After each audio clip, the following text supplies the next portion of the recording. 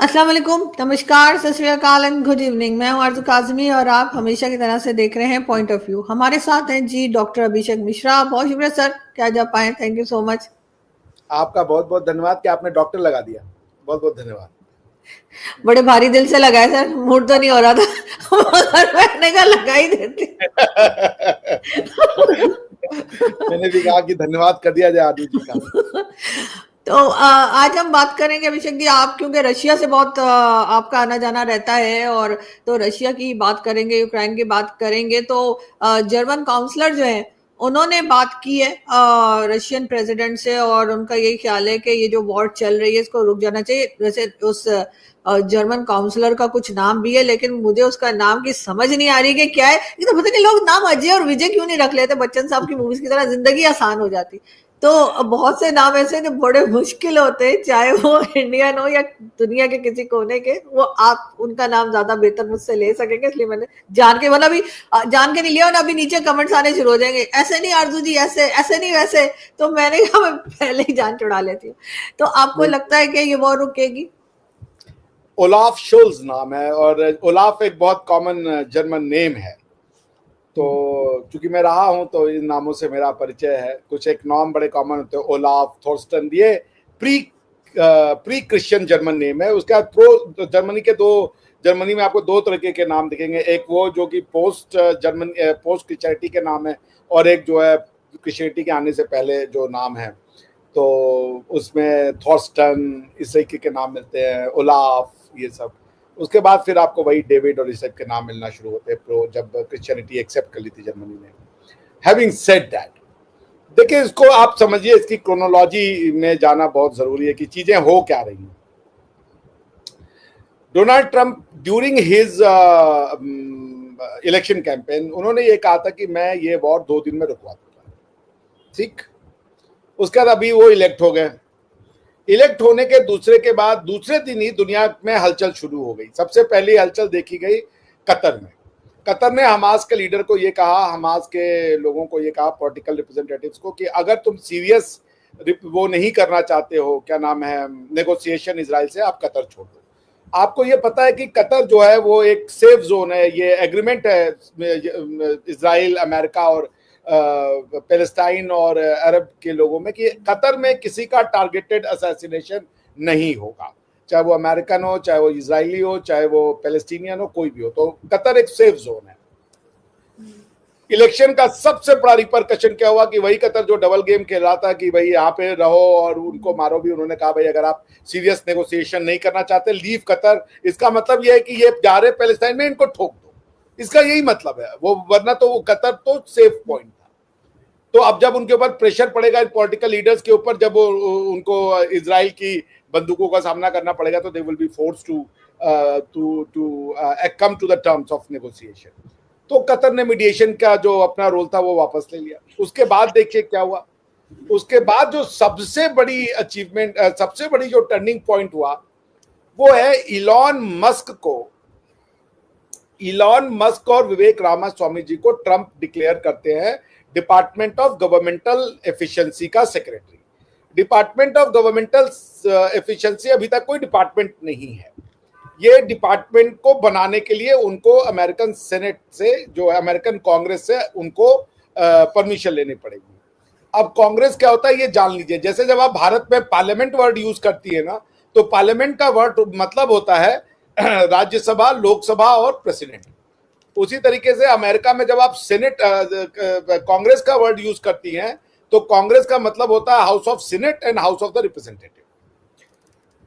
तो ये जो डिपार्टमेंट ऑफ गवर्नमेंटल एफिशिएंसी बनाई गई है विद सनसेट क्लॉज की 2026 में ये खत्म हो जाएगा। स्पेशल पावर दिया गया है इलॉन मस्क जी को और विवेक रामास्वामी जी को कि गवर्नमेंट के अंदर वो जो डीप स्टेट होता है उसको खत्म करो, जो गवर्नमेंट के अंदर से खेल खेलता है। देखिए, डेमोक्रेसी में ब्यूरोक्रेसी की पावर नहीं हो सकती। डेमोक्रेसी में पावर उसी की होगी जो अकाउंटेबल है, और अकाउंटेबल होता है वो जो कि 5 साल के लिए आता है, उसके बाद दोबारा जनता में जाकर के वो जो है इलेक्शन लड़ने जाता है। तुम तो ब्यूरोक्रेसी में बैठे होते हो, तुम्हें किसी को जवाब नहीं देना होता, तुम नौकरियां अपनी जिंदगी भर की करते हो, और जब ये बेचारे इलेक्ट होकर के आते हैं तो इनके साथ तुम फनी गेम्स खेलते हो। इसलिए ये बहुत जरूरी चीज है कि डीप स्टेट को डिसमेंटल किया जाए। इलॉन मस्क को ये जिम्मेदारी दी गई। उसके बाद ये सारी क्रोनोलॉजी समझिए। उसके बाद क्या हुआ कि व्लादिमीर जेलेंस्की ने, यानी कि यूक्रेन के राष्ट्रपति ने, राष्ट्रपति इलेक्ट, प्रेसिडेंट इलेक्ट ट्रंप को फोन किया। ट्रंप ने फोन को स्पीकर पे डाला, और ये मीडिया में बाकायदा रिलीज हुई बातें। ट्रंप ने फोन को स्पीकर पे डाला और वहां पे बात कर रहे थे ट्रंप और उनके साथ इलॉन मस्क। यानी इलॉन मस्क को एक स्पेशल रोल दिया जाएगा यूक्रेन रशिया कॉन्फ्लिक्ट के मैटर में भी। परसों इलॉन मस्क जी ने अपने ट्विटर पर, इलॉन मस्क है वो, माइंड इट, अपने ट्विटर पे 10 मिनट्स का एक वीडियो शेयर किया, 10 मिनट्स का। वो वीडियो क्या था? उस वीडियो में एक अमेरिकन प्रोफेसर है, वो ये बता रहा है कि रशिया और यूक्रेन की लड़ाई जो हुई है उसमें गलती रशिया की नहीं है, उसमें गलती है नाटो की। उन्होंने ये कहा कि जब जर्मनी, जो आपको पता है जर्मनी के दो पार्ट थे वर्ल्ड वॉर 2 के बाद, ईस्ट जर्मनी और वेस्ट जर्मनी। ईस्ट जर्मनी का कंट्रोल रशिया रखता था, वेस्ट जर्मनी का कंट्रोल बाकी के 3 एलाइड पावर रखते थे, यानी कि अमेरिका, ब्रिटेन और जो फ्रांस थे। तो जब ये हुआ कि अब जर्मनी का, जब यूरोपियन वर्ल्ड ऑर्डर, जो यूरोपियन ऑर्डर को अरेंज करने की बातचीत की गई, तो अमेरिकन रीगन ने डायल किया गोर्बाचोव को, जो उस समय यूएसएसआर के प्रेसिडेंट थे, या जो भी पोजीशन का नाम होता हो। उन्होंने कहा कि आप, चूंकि अगर ईस्ट जर्मनी और वेस्ट जर्मनी को मिलना था तो ईस्ट जर्मनी रशिया के कंट्रोल में था, बिना रशिया के बोले हुए ईस्ट जर्मनी जर्मनी का पार्ट नहीं बन सकता। ठीक है ना? East Germany wouldn't have united with the West Germany had Russia not given up its position. ठीक है ना? रशियंस मान गए, रशियन ने कहा ठीक है। मतलब आप सोचिए, यूरोप में एक टेरिटरी, इतनी बड़ी टेरिटरी रशियन के कब्जे में थी, रशियन ने उस टेरिटरी को छोड़ दिया। उन्होंने कहा ठीक है, ले जाइए आप, जर्मनी को यूनाइट कर दीजिए। मगर उसके पीछे कंडीशन रखी गई। कंडीशन ये थी, गोर्बाचोव को रोनाल्ड रीगन ने बोला कि हम ये आपसे वादा करते हैं कि क्योंकि यूरोप में आप, अब जर्मनी में अगर रशिया जर्मनी के हार्ट में बैठा है तो उसके वेपन्स भी जर्मनी के, यूरोप के हार्ट में है, वहां पे उनका कंट्रोल भी ज्यादा है, वो यूरोप को ज्यादा अच्छे से कंट्रोल कर सकते थे। उनको वादा ये किया गया कि आपकी सिक्योरिटी कंसर्न्स का हम ख्याल रखेंगे, नाटो ईस्टवर्ड नहीं जाएगा, यूरोप के ईस्ट में नाटो का ईस्टवर्ड एक्सपेंशन नहीं होगा, ये रोनाल्ड रीगन ने प्रॉमिस किया। रशिया मान गया, रशिया ने छोड़ दिया अपनी टेरिटरी और जर्मनी का रीयूनिफिकेशन हो गया। उसके बाद क्या हुआ कि ये जेलेंस्की जो है बार बार कहता है हम नाटो ज्वाइन करेंगे, हम नाटो ज्वाइन करेंगे, और नाटो अगर यूक्रेन ज्वाइन करता है तो वो मतलब रशिया के मुंह पे है, मतलब आप नाटो पहुंच गया रशिया। तो पुतिन बार बार कह रहा था, और नाटो जो है धीरे धीरे धीरे धीरे जो है ईस्टवर्ड एक्सपेंड वो करने लगे। नाटो जब बना था तो 12 कंट्री थी, आज मेरे ख्याल से 54 के आसपास है, या कितनी कंट्री है मुझे याद नहीं आ रहा है। ठीक है ना? तो अब आप ये सोचिए कि उसके बाद जो इनका जो, जब ये आज की डेट में 32 मेंबर है, ठीक है ना, 32। अब आप ये सोच लीजिए कि जब रशियंस का क्या, ये भी जान लीजिए रशियन के साइक को। मैं अभी रशिया में था काफी दिन में, वहां पे एक लॉ के प्रोफेसर से काफी बड़ी बातचीत हुई, तो मुझे लॉ के प्रोफेसर साहब ने बोला कि देखो ये यूरोपियंस ने हमेशा हमें धोखा दिया। नेपोलियन आया था रशिया को जीतने, आधे से ज्यादा रशियन उसने मार दिया। उसके बाद जर्मनी ने हमसे वादा किया वर्ल्ड वॉर 2 के समय में कि आपको पता होगा कि रशिया जर्मन पैक्ट हुआ था, नो वॉर पैक्ट, कि रशिया के ऊपर जर्मनी कभी अटैक नहीं करेगा। लेकिन पोलैंड के अटैक के बाद सीधा अटैक किया गया रशिया के ऊपर जर्मनी के द्वारा, और कई रशियन उसमें भी मर गए। तो एक जिसे के लिए धोखा देने की, या एक उनकी बैड एक्सपीरियंस वेस्ट के साथ रहा है। उनका कंसर्न है कि वेस्ट बार बार हम पे अटैक करता है। तो इस कंसर्न को एले करने के लिए रोनाल्ड रीगन ने कहा कि मैं वादा करता हूं ईस्टवर्ड नाटो नहीं जाएगा। मगर नाटो ईस्टवर्ड गया, और जब नाटो ईस्टवर्ड गया, जैसे जब इंडिया वेपन खरीदता है, पाकिस्तान के दिलों में धड़कनें बढ़ जाती हैं, क्योंकि उनको समझ में आता है ये मेरी सिक्योरिटी का खतरा है। उसी तरीके से नाटो के eastward every country that were taking membership of the NATO, वो रशिया को खतरा भेज रहा था। रशिया बार बार कह रहा था मत कीजिए मत कीजिए। कई राउंड के बैठक भी हुई यूक्रेन में, वो प्रॉमिस करते रहे हाँ हाँ हम ऐसा करेंगे, और अंत में बात कहां तक आ गई कि यूक्रेन की मेंबरशिप की बात होने लगी। That was a red flag. Putin ने अटैक कर दिया क्योंकि व्लादिमीर ज़ेलेंस्की मानने को तैयार नहीं था और कह रहा था मेरी कंट्री है, मैं जो चाहे वो करूं। ऐसे नहीं हो सकता। आप किसी भी रिलेशनशिप में इस पोजीशन पे नहीं आ सकते कि मैं जो चाहे वो करूं। इंटरडिपेंडेंट वर्ल्ड है, सब एक दूसरे से रिलेटेड है, कंसर्न है।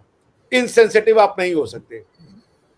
तो फिर जब ये हुआ, रशिया ने अटैक कर दिया, तो उसके बाद वेस्ट ने कहा इनको आइसोलेट करो, क्योंकि वेस्ट ने ये डिसाइड कर लिया कि हम रशिया की वॉर नहीं लड़ेंगे, यूक्रेन की वार हम नहीं लड़ेंगे। हम यूक्रेन को पैसा देंगे और रशियन इकोनॉमी को क्रिपल्ड कर देंगे। मतलब यूक्रेन को पैसा और हथियार दिया जाएगा और रशिया के ऊपर सैंक्शन लगा करके उनकी इकोनॉमी को क्रिपल्ड कर दिया जाएगा। But to the surprise of the West, India and China came to the rescue of Russia.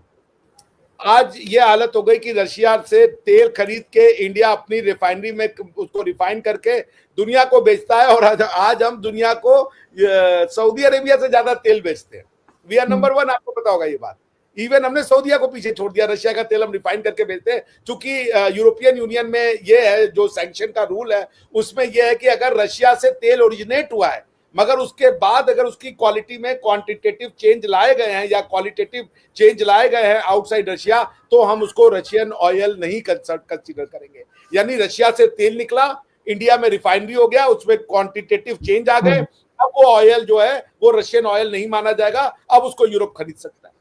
तो ये बेवकूफी की बातें क्यों कर रहे हो? डायरेक्ट ले लो उनसे, हालांकि हमारा फायदा हो रहा है, ठीक है ना। जैसे वो पाकिस्तान की बात है कि हम इंडिया से डायरेक्ट नहीं कह देंगे, दुबई माल जाएगा और दुबई में वो इस्लामाइज हो जाएगा, फिर वो हिंदू से इस्लाम बन करके जब उसका वो कलमा पढ़ लेगा तब आएगा वो टमाटर हम खा लेंगे।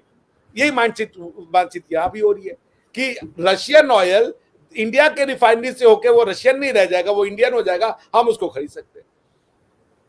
तो जब ये ट्वीट किया परसों डोनाल्ड ट्रंप, इलॉन मस्क ने, Elon Musk means Donald Trump, तो फिर रशियंस के अंदर उम्मीद जागी और आज 2 स्टेटमेंट आए।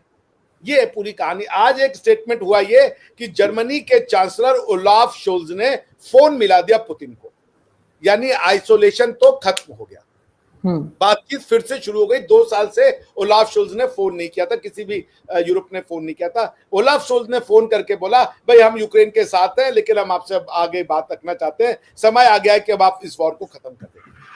यानी कि यूरोप में भी थकान आ चुकी है, यूरोप भी थक चुका है। मैं यूरोप में था जब वॉर शुरू हुआ था, आरजू जी, हमारे जो जेब में थी वो यूं कैंची लगनी शुरू हुई कि मैं आपसे बता नहीं सकता। रातों रात सनफ्लावर ऑयल गायब हो गए थे, रातों रात आटा गायब हो गया था, रातों रात मैंने यूरोप में, जर्मनी में लोगों को लाइनें लगा करके खड़े होकर के होल्डिंग करते हुए देखा। मैं भी 2 लीटर सनफ्लावर ऑयल चला खाता भी नहीं था, मगर पब्लिक की भेड़ चाल में मैं भी 2 लीटर जाकर के लेके चलाया था कि कभी साला जरूरत हो जाए। मेरा 1 लीटर भी चलता था 4-4 महीना ये वो। सो पॉइंट ये है कि, और एक पूरा सेक्शन, आप तो गई हैं यूरोप में, आपने देखे होंगे जो उनके वो कन्वीनियंट स्टोर्स होते हैं जिसमें आप जाके शॉपिंग करती हैं। जो आटे वाला सेक्शन था, पास्ता वाला, विंडो शॉपिंग पूरा बताइए सर, विंडो शॉपिंग करते हैं? हाँ ना, नहीं मतलब जो सामान खाने वाने का होता है, जहाँ सब्जियां बेचती है ना वो लोग। एनीवेज, तो ओलाफ शोल्ज ने बातचीत कर ली है, दरवाजा खुल गया, रशिया का आइसोलेशन ऑफिशियली खत्म हो गया। उसके बाद आज रशिया से भी बयान आया उनके जनरल साहब का। उनके जनरल साहब ने कहा कि डोनाल्ड ट्रंप ने वादा किया था कि अगर वो प्रेसिडेंट ऑफ अमेरिका बनते हैं तो वो 1 दिन में वो वॉर खत्म करा देंगे।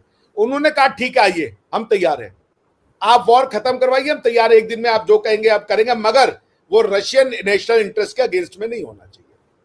सो बहुत तेजी से वर्ल्ड ऑर्डर बदला। Russian isolation for all intent and purposes, मैं ये कहूंगा आप 2 से 4 महीने में देखिएगा ये खत्म हो जाएगा। There is a fatigue in Europe. और व्लादिमीर जेलेंस्की को ट्रंप ने क्या कहा है? ट्रंप ने अपने इलेक्शन कैंपेन में कहा था कि दुनिया का सबसे बेहतरीन सेल्समैन अगर कोई है तो वो व्लादिमीर जेलेंस्की है। वो जब जब अमेरिका आता है $60 बिलियन यहां से ले जाता है। बोलता किस बात के लिए? क्रेडिट किसको देंगे? इस बात का क्रेडिट किसको देंगे? डोनाल्ड ट्रंप को। डोनाल्ड ट्रंप को जाता है। और अमेरिका की जनता, डोनाल्ड ट्रंप के आने से चीजें बदल रही हैं। इसको तो मैंने कहा ना, कतर का आपको एग्जांपल दिया, उन्होंने हमास को निकाल दिया, कहा कि हम मीडिएट नहीं करेंगे, उनको समझ में आ गया मंकी बिजनेस नहीं चलेगा। ओलाफ शोल्ज ने फोन कर दिया, जर्मनी तो फोन ही नहीं करता था ना, इनको बाइकआउट किया है रशिया का, आप संक्शन लगाए हुए हो, रशियन एयरलाइंस नहीं आ सकती। मैं जब अभी गया था रशिया में, तो मुझे वीजा के लिए पेमेंट करना था और टिकट के लिए पेमेंट करना था। आप उसके लिए तरीका क्या होता है कि आप रशियन वेबसाइट पे जाइए, उनकी फ्लाइट की बुकिंग कीजिए, उस बुकिंग का स्क्रीनशॉट लीजिए, वो फिर आपको एक स्पेशल बैंक अकाउंट देते हैं, उस बैंक अकाउंट में आप पैसे डालिए, तब वो आपका टिकट भेजते हैं। मैंने जब वीजा के लिए ऑनलाइन वीजा के लिए अप्लाई किया, तो आप कभी मेरे पास 2 बार मैंने वीजा अप्लाई किया, एक बार मुझे दिरहम में पे करना पड़ा था और एक बार मुझे चाइनीज युआन में पे करना पड़ा था। तो बॉटम लाइन ये है कि अब रशिया का आइसोलेशन के खत्म होने की शुरुआत हो गई है। जेलेंस्की के ऊपर प्रेशर पड़ेगा, जेलेंस्की ये वार खुद नहीं लड़ सकते। नेटो को भी ये बात समझ में आ गई है कि हमें रशियन सेंसिटिविटीज का ध्यान रखना चाहिए और नेटो यूक्रेन को नेटो नहीं लेगा। ये बात आज जेलेंस्की ने बोली है। जेलेंस्की ने बोली है कि अगर आपने पुतिन से बात कर ली तो फिर ये कैसा आइसोलेशन, बात तो खत्म हो गई फिर तो। और जेलेंस्की को भी ये बता दिया गया है कि आप क्रीमिया के बारे में बात नहीं करेंगे, क्रीमिया जो रशिया ने लिया था वो खत्म हो चुका है। अब मुद्दा बचेगा 2 टेरिटरी पे, डोनास्क और लुहांस्क के ऊपर, जो कि रशिया ने अपने कब्जे में ले लिया है। क्या रशिया उनको छोड़ेगा या रशिया उनको नहीं छोड़ेगा? क्योंकि ये बात तो खत्म है कि अब जेलेंस्की को पैसा नहीं मिलेगा, इक्विपमेंट भी नहीं मिलेंगे। जब लड़ने के लिए पैसा नहीं मिलेगा और इक्विपमेंट नहीं मिलेगा तो वॉर टेक्निकली ओवर है, पीस है। मगर वो ये चाहेंगे कि यूक्रेन को एक फेस, जिसे कहते हैं सेविंग एग्जिट मिले। तो रशिया भी ये चाहेगा कि फेस सेविंग एग्जिट मिले। अब उसके क्या टर्म्स होते हैं ये देखने वाला होगा, क्योंकि अब ये गेम वापस से यूरोपियन गेम बन चुका है, अब ये वर्ल्ड गेम नहीं रहा। Europeans will sit and decide. अब इंडिया और चाइना का वो रोल नहीं रहेगा जो पहले होना चाहिए था, जो हो रहा था कि वो डायरेक्टली इनडायरेक्टली बात करते हैं। अब they are directly talking to each other. हाँ, इंडिया और चाइना का रोल इसमें रहेगा, क्योंकि पुतिन आज इस पोजीशन पे अगर पहुंचे हैं तो वो मोदी की वजह से पहुंचे हैं और वो शी जिनपिंग की वजह से पहुंचे। मोदी साहब ने अपने दोस्ती का, अपनी मित्रता का फर्ज निभाया। उनको 3 साल तक ये लड़ाई लड़ने की जो सक्षमता थी, जो उनको मॉरल सपोर्ट था, जो उनको इकोनॉमिक सपोर्ट था, वो सब इंडिया ने दिया। And I think Putin will always be grateful for that. लेकिन खैर मोदी जी ने तो वॉर को कभी भी सपोर्ट नहीं किया है। आपको अगर याद हो तो जब वो आए थे तब भी उन्होंने यही कहा था कि वॉर को वो सपोर्ट नहीं करते हैं और हर जगह के लिए उनको बुलाया जा रहा था। यहाँ तक कि इजराइल और हमास के बीच में भी बात की जा रही थी कि शायद मोदी जी कोई रोल प्ले कर सकते हैं इस वॉर को रुकवाने में। तो अब डोनाल्ड ट्रंप के साथ मिलकर मेरे ख्याल है ज्यादा बेहतर तरीके से काम हो सकेगा। नहीं, मतलब मोदी जी का रोल तो रहेगा, बिकॉज क्या अमेरिका पे इतनी जल्दी लोग विश्वास नहीं करेंगे। जब मैंने कहा कि मोदी जी का वो रोल नहीं रहेगा, मतलब यूरोप में वो रोल नहीं रहेगा। मगर अमेरिका इतनी जल्दी आप जैसे अब चाइना से इंडिया की दोस्ती हुई है, वो हाथ मिला ले, पर इतनी जल्दी कोई भरोसा नहीं करता। मगर इंडिया के ऊपर भरोसा है, तो ऐसा नहीं है पुतिन साहब कह देंगे कि इंडिया को गेम से हटाओ। वो उनको कॉन्फिडेंस में लेंगे मोदी साहब को, और हो सकता है उस नेगोशिएशन टेबल पे इंडिया बैठा हुआ हो, क्योंकि इंडिया के भी स्टेक है इसमें। पॉइंट ये है कि पहले जो इंडिया सोल मीडिएटर का रोल प्ले करता वो नहीं है। ट्रंप ने मैसेज दिया है कि ट्रंप के कहने पे ही ओलाफ शोल्ज ने फोन किया होगा। मैं ये मानने को तैयार नहीं हूं कि ओलाफ शोल्ज साहब बिना अमेरिका के परमिशन के फोन कर देंगे या नेटो के बिना परमिशन के। नेटो को भी साफ साफ मैसेज चला गया होगा, क्योंकि नेटो के भी जो डीप स्टेट है उनको भी उखाड़ने की बात हो रही है।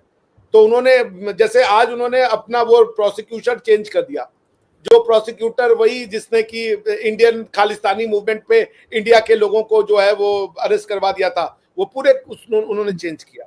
तो नेटो को भी मैसेज गया है कि स्टॉप इट। नेटो को मैसेज चला गया, ओलाफ शोल्ज को मैसेज आ गया, ओलाफ शोल्ज ने बातचीत करना शुरू कर दिया। तो पॉइंट तो ये है, ये इंडिया का रोल बड़ा सिग्निफिकेंट रहेगा, क्योंकि कोई किसी पे ट्रस्ट नहीं करता।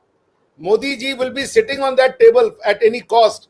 हाँ, जो हम बात का जरिया होते हैं कि हम पहले मैसेज ले जाते हैं, अब वो मैसेज ले जाते हैं, जो कि किया भी गया बीच में, वो अब शायद नहीं होगा, क्योंकि अब ये डायरेक्टली आपस में बात करेंगे। वो जो आइसोलेशन था रशिया का, जो इन्होंने अपना, अब देखिए बेसिकली एक तरीके से यूरोप ने तो अपनी गर्दन झुकाई ना, क्योंकि आपने कहा था कि हम आपको सैंक्शन लगा रहे हैं, हम आपको आइसोलेट कर देंगे, बट आप आइसोलेट नहीं कर पाए। फोन तो आपको घुमाना पड़ गया। पुतिन साहब ने तो फोन घुमाया नहीं, फोन तो ओलाफ शोल्ज को घुमाना पड़ा ना। और ये जो ट्वीट किया गया, उस ट्वीट में लिखा गया कि the initiative was taken by the Germans. ये बहुत इंपॉर्टेंट सेंटेंस था ना, क्योंकि भाई किसने फोन किया? तो रशिया के आइसोलेशन के खात्मे की शुरुआत हो गई। अब पॉइंट ये है कि ये जो इंडियन, अब इधर बांग्लादेश में क्या होता है वो मैं देखने को बहुत इंटरेस्टेड हूँ, क्योंकि मैंने सुना पढ़ा कि शेख हसीना भी जो है वो अभी अमेरिका पहुंच चुकी हैं। तो ये मैसेज जाएगा इधर से यूनुस को और उनको भी। और देखिए बांग्लादेश में इस्कॉन के डिवोटीज का जो नरसंहार हुआ है पहले भी और अभी जो हो रहा है, हिंदुओं का जो नरसंहार किया है बांग्लादेश में, उसके अगेंस्ट में 2021 में तुलसी गबार्ड जी ने एक वीडियो बनाया था। वो इस्कॉन की बहुत बड़ी डिवोटी है और बांग्लादेश कह रहा है इस्कॉन को बैन करो, नहीं तो हम इनके लोगों को जिंदा जला देंगे। अब आप सोचिए वो डायरेक्टर ऑफ इंटेलिजेंस बन गई हैं। बिल्कुल बांग्लादेश होगा, ये बहुत बहुत टफ होने वाला है, ये गेम ही पूरा चेंज हो गया। इसलिए पॉइंट ये है कि दुनिया में कोई ये जो नियो कॉन्स थे ये दुनिया को डिस्टर्ब रखना चाहते थे। अब देखिए ये शुरुआत है, हम लोग कोई यहाँ पे वो नहीं बैठे हुए कि हमको सब पता है। जैसे जैसे चीजें प्ले आउट करेंगे हम उसकी एनालाइज ही कर सकते हैं। बट मुझे लगता है कि ट्रंप की जो प्रॉमिस है कि मैं वॉर कहीं नहीं करूंगा, तो वो हर वो जगह, हर वो फ्लैश पॉइंट जो वॉर में तब्दील हो सकता है वहां वो मैसेज देंगे। इवन आपका भी मैसेज साफ जाएगा, enough is enough, mend your ways. होना भी यही चाहिए और मेरे ख्याल है यही एक तरीका रह गया जिससे कि हम वर्ल्ड के अंदर जो है पीस ला सकते हैं और लोगों को अपनी अपनी अपनी लिमिट जो है वो समझनी होगी और एक दूसरे को जीने का हक देना होगा। बहुत शुक्रिया सर कि आज आपने ज्वाइन किया। Thank you so much.